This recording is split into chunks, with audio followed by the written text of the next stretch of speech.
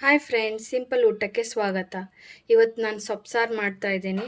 ಮಾರ್ಕೆಟಲ್ಲಿ ಫ್ರೆಶ್ ಸೊಪ್ಪು ಸಿಕ್ತಲ್ಲ, ಅದಕ್ಕೆ ಸೊಪ್ಪು ಸಾರು ಮಾಡೋಣ ಅಂಥೇಳಿ ಇವತ್ತು ಸೊಪ್ಪು ಸಾರು ಮಾಡ್ತಾ ಇದ್ದೀನಿ. ಇದರಲ್ಲಿ ಸೊಪ್ಪೆಲ್ಲ ಕಟ್ ಮಾಡಿ ಇಟ್ಕೊಂಡಿದ್ದೀನಿ. ಪಾಲಕ್ಕು, ಸಬ್ಬಸ್ಗಿ ಮತ್ತು ಹುಳ್ಚಿಕ್ಕು, ಬೇಳೆ. ಇದಕ್ಕೆ ಏನೇನು ಬೇಕು, ಸೊಪ್ಪು ಸಾರಿಗೆ ಏನೇನು ಬೇಕೋ ಇವನ್ನೆಲ್ಲ ಹೇಳ್ತಾ ಇದ್ದೀನಿ ಈಗ. ಕೊಬ್ಬರಿ, ಆಮೇಲೆ ಟೊಮ್ಯಾಟೊ, ಹಸಿಮೆಣಸಿನ್ಕಾಯಿ, ಉಳ್ಳಾಗಡ್ಡಿ, ಶುಂಠಿ, ಬೆಳ್ಳುಳ್ಳಿ. ಎಲ್ಲರೂ ಸೊಪ್ಪು ಸಾರಿಗೆ ಹಸಿದೇ ಹಾಕ್ತಾರೆ. ಟೊಮ್ಯಾಟೊ, ಉಳ್ಳಾಗಡ್ಡಿ ಮತ್ತು ಬೆಳ್ಳುಳ್ಳಿ, ಹಸಿಮೆಣ್ಸಿನ್ಕಾಯಿ ಎಲ್ಲ. ನಾನು ಎಲ್ಲ ಹುರಿದು ತೊಗೊಂಡು ಆಮೇಲೆ ಸೊಪ್ಪು ಸಾರು ಮಾಡ್ತೀನಿ. ಅದೆಲ್ಲ ಪ್ರೊಸೆಸ್ ನಿಮ್ಗೆ ತೋರಿಸ್ತೀನಿ ಈಗ.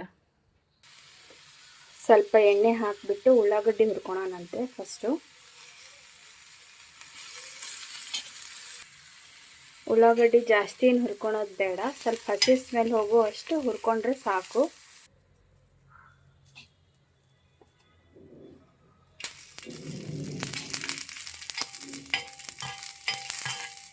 ಈಗ ಬೆಳ್ಳುಳ್ಳಿ ಶುಂಠಿ ಹುರ್ಕೋತಾ ಇದ್ದೀನಿ ಈಗ.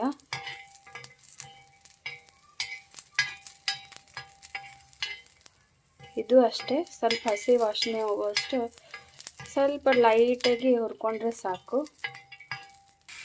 ಈಗ ಟೊಮೆಟೊ ಹುರ್ಕೋತಾ ಇದ್ದೀನಿ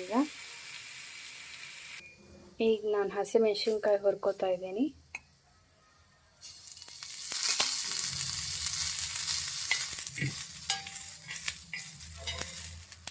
ಹಸಿದು ಹಾಕಿ ಮಾಡಿದರೆ ಅದು ಒಂದು ಬೇರೆ ಟೇಸ್ಟ್ ಬರುತ್ತೆ, ಹುರ್ಕೊಂಡು ಮಾಡಿದರೆ ಅದೊಂದು ಬೇರೆ ಟೇಸ್ಟ್ ಬರುತ್ತೆ.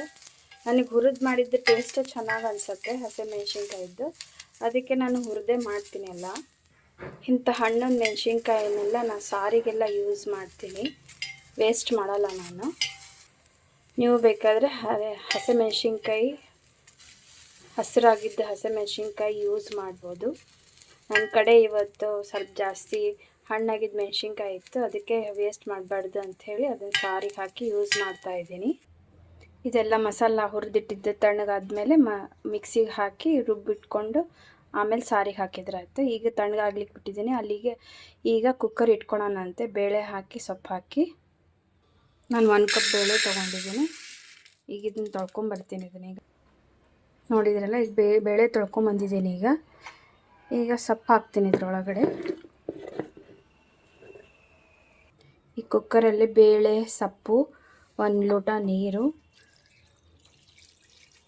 ಹಾಕಿ ಕುಕ್ಕರ್ ಕೂಗಿಸ್ಕೊತೀನಿ ಈಗ ಮಿಕ್ಸಿ ಒಳಗೆಲ್ಲ ಮಸಾಲ ಹಾಕ್ಕೊಂಡು ರುಬ್ಕೊಂಬರೋಣ ಅಂತೀಗ. ಈಗ ಕುಕ್ಕರ್ ಆಗಿದೆ, ಇದಕ್ಕೆಲ್ಲ ಮಸಾಲ ಹಾಕೋಣ ಅಂತೀಗ. ಈಗ ನೋಡಿ, ಮಸಾಲ ಒಳಗೆ ಅರಿಶಿನ ಮತ್ತು ಉಪ್ಪು ಹಾಕ್ಕೊಂಡಿದ್ದೀನಿ ನಾನು. ಮಸಾಲ ಹಾಕ್ಕೊತಾ ಇದ್ದೀನಿ.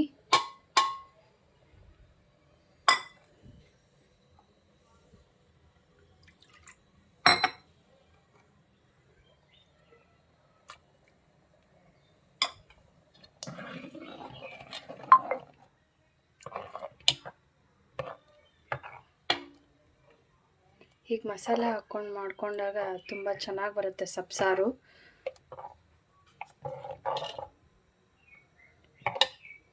ನನಗೆ ಯಾಕೋ ಅರಿಶಿನ ಕಡಿಮೆ ಅನ್ನಿಸ್ತು, ಅದಕ್ಕೆ ಇನ್ನೂ ಸ್ವಲ್ಪ ಹಾಕ್ಕೋತಾ ಇದ್ದೀನಿ.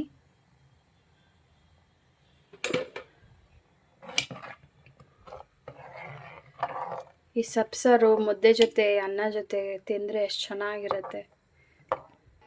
ಹುಣಸೆ ರಸ ಹಾಕ್ತಾ ಇದ್ದೀನಿ ಈಗ ಸಾರಿಗೆ.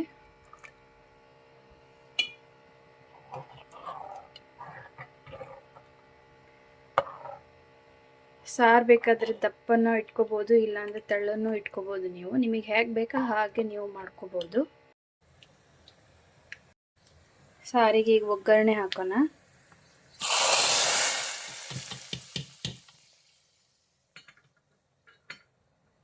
ನೋಡಿದ್ರಲ್ಲ ಫ್ರೆಂಡ್ಸ್, ಈಗ ಸಾರು ರೆಡಿಯಾಗಿದೆ. ಒಗ್ಗರಣೆ ಕೊಟ್ಟಿದ್ದೀನಿ. ಈಗ ಸಾರು ರೆಡಿ ಆಯಿತು. ಇನ್ನು ಸ್ವಲ್ಪ ಹೊತ್ತು 5 ಮಿನಿಟ್ಸ್ ಕುದ್ಮೇಲೆ ಅದು ಅನ್ನದ ಜೊತೆ ತಿನ್ಕೊಂಡ್ರೆ ಆಯಿತು. ನೋಡಿ ಫ್ರೆಂಡ್ಸ್, ಸೊಪ್ಪು ಸಾರು ರೆಡಿಯಾಗಿದೆ, ರೈಸು ರೆಡಿಯಾಗಿದೆ, ಅದರ ಜೊತೆ ಪಿಕ್ಕಲ್ ಇಟ್ಕೊಂಡಿದ್ದೀನಿ. ಈಗ ನೋಡೋಣ, ಸೊಪ್ಪು ಸಾರು ಹಾಕಿ ಊಟ ಮಾಡ್ತಾಯಿದ್ರೆ ಮಸ್ತ್ ಬಿಸಿ ಬಿಸಿ ಬಿಸಿ ಸಾರು, ಬಿಸಿ ಬಿಸಿ ಅನ್ನ, ಇದ್ರ ಮೇಲೆ ತುಪ್ಪ ಹಾಕ್ಕೊಂಬಿಟ್ಟು ಉಪ್ಪಿನಕಾಯಿ ಜೊತೆ ತಿನ್ಕೊಂಡ್ರೆ ಮಸ್ತ್ ಇರುತ್ತೆ.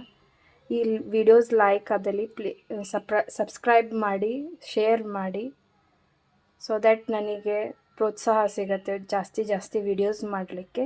Thank you. ಬಾಯ್.